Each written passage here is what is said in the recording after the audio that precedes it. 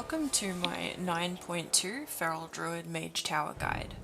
The talents I took for this particular challenge were Predator, which is essentially a necessity unless you have incredibly high haste, Wild Charge to bounce between the ads and the boss, Balance Affinity for Typhoon and for the extended range on your AoE abilities, Mass Entanglement for crowd control of the Imp Servants, Soul of the Forest, Primal Wrath, and Blood Talons since they are the best in their respective tiers for this challenge.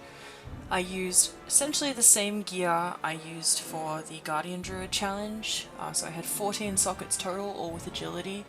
I used basically anything that could be enchanted with agility, as you can see. And then the two trinkets I used were the Umbral Moonglaves from Tomb of Sargeras and a Ghost Iron Dragonling. You can purchase the Ghost Iron Dragonling from the auction house, or if you have an engineer, it's a pretty easy recipe to pick up. You'll want to begin the fight by popping Berserk and your Moonglaves trinket on top of the ads, so wait until they spawn, don't just drop it on top of Agatha. And then once the Imp Servants spawn, you can CC one of them and DPS down the other one before it gets to the boss, or you can wait until they reach about the middle of this side of the room and CC them both with Mass Entanglement. It should be worth noting that you can also use your free proc from clear casting to instacast normal entangling routes if you choose not to take this talent. There's no reason not to take the talent though, so generally speaking it's the easier way to go. Plus it will allow you to CC both of them in phase 2 in the middle, and you can take your time DPSing them down. Agatha's main mechanics in this fight involve an immunity, where she spawns the group of imps you just saw. You need to kill both Umbral imps before you can DPS her again. And then her second major ability is going to be Dark Fury. Dark Fury causes her to put a shield up around herself and begin casting a fairly heavy damage spell. You want to make sure that you burn the shield down. I was trying to kind of pool energy and combo points and just pop Bite, or Ferocious Bite, on the shield, because I was finding if I crit hard enough it would one-shot the shield. So other than that, dealing with the Imp Servants is pretty simple. You can always CC one, like I said, and then attack the other one. If they do happen to begin getting their cast off, don't waste your interrupt, make sure you use Typhoon. The other good use for Typhoon in this particular challenge is for handling those little fuming imps. They are really irritating. They don't do a lot of damage, but they do follow you around, and if they get close enough, they'll begin casting a Plague Zone. The Plague Zone does basically a AoE on the ground that if you stand in, it slows you and deals fairly heavy damage. This can stack up pretty quickly once it starts covering the ground and can really impede your progress. Luckily, feral druids are fairly mobile, so if a couple of these get off, it's not the end of the world, but you'll learn that kiting them makes them fairly easy to avoid, particularly if they have infected wounds on them and they're slow. You can just sort of let them follow you around and AoE them down while you're dealing with all the bigger threats. Other than that, you want to try and save your CDs and heroism until phase 2.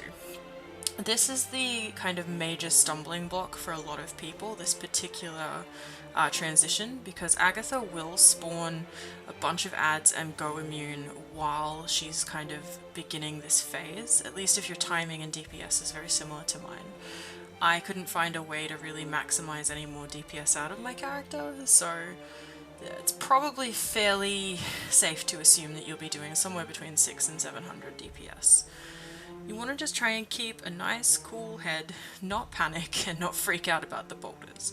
If they hit you, they will not one-shot you, but they do a fairly hefty amount of damage and they do stun you, so it's very inconvenient. I got hit once or twice by these, but again was able to recover mostly through clear casting procs of regrowth. You want to try and keep every single clear casting proc you have rolling on you, just to make sure that you're constantly healing in the fight.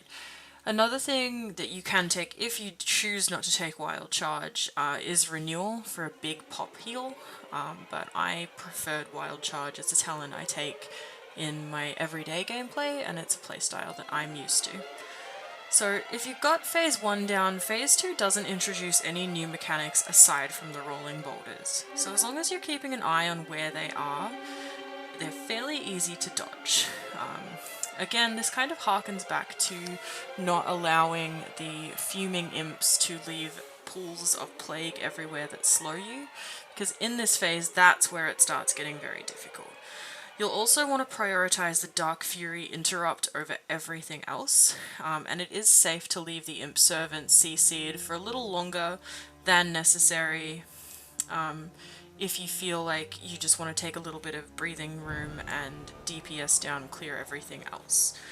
Other than that, the Imps would take priority here, and interrupting them usually isn't necessary unless you use Typhoon, as I said. I tried to save every single Umbral Moonglaive usage that I could for the imps, just to make sure that these big groups of imps and her immunity were taken down as soon as possible. You want to keep your bleeds rolling on Agatha as much as you can, and don't be afraid to stop and cast Regrowth. I messed up on the boulders here, and that was 100% necessary. There was no way I was going to survive if I didn't stop and heal myself, and I'd already used my healing potion. For the imps that spawn just before her next transition, you can actually leave these CC'd, but just be aware that when they release, they will run towards where she was when they spawned, not where she currently is when they're released from the roots.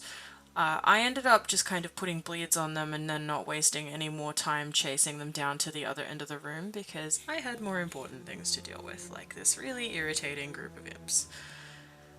But other than that, as long as you can DPS those little bad boys down and then keep her shields off of herself, it's not a very difficult encounter, particularly if you are stacking a little bit more prioritized gear with a lot of agility. I took priority for haste and crit in this encounter. I had 17% critical strike, 10% haste, and 31% mastery outside of the room, and that allowed me to pretty much do this challenge in 2 attempts. So good luck, leave any feedback you guys have and any questions and I will be happy to answer them, but good luck and have fun.